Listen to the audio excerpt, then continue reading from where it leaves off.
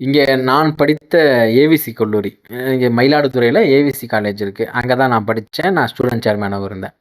அதே கல்லூரியில படிச்ச ஒரு மாணவர், சாரங்கபாணி அப்படின்னு அவர்கள் ஒருத்தன்.